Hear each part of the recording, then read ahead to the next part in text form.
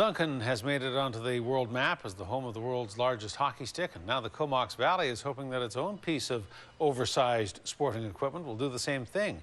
A giant bow and arrow was unveiled to the public today, and the local archery club says it doesn't just target tourists. Members are hoping it encourages more people to take up the sport.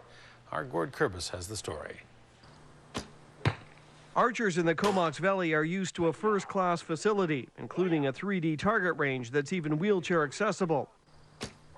Now members are taking aim at a record with what could be the world's largest bow and arrow. I think it will attract people to have a look at it because it's unique in itself.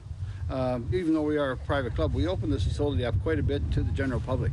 So when they do actually come onto the property and have a look around, this will be one of the first things they see as they enter into the property. Club member Larry Epp was inspired one day while looking at this oversized arrow. He wondered how big a bow would have to be to shoot it, so he decided to find out. It took me 14 months to make the bow, and when I started, my budget was $200, and I figured it'd take me about 2 months.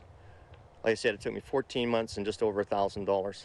The finished product is 30 feet or just over 9 meters high.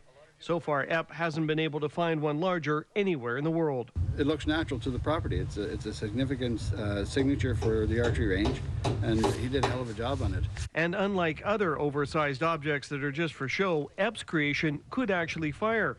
But for safety reasons, including ensuring nothing happens to the bow, it's been disabled. That makes the club's president very relieved. I don't have enough yardage here to downrange. The trap and skeet guys over yonder might be surprised at the big arrow coming landing in there, yeah.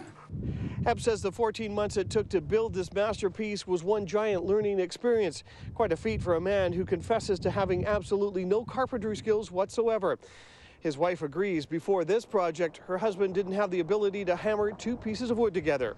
I was always supportive of him. He started the riser in the house and kept adding on, and finally he had to move it out of the house because it was getting too big. They're both now happy it's out of the house and here at the range for everyone to enjoy. In the Comox Valley, Gord Kurbis, A News.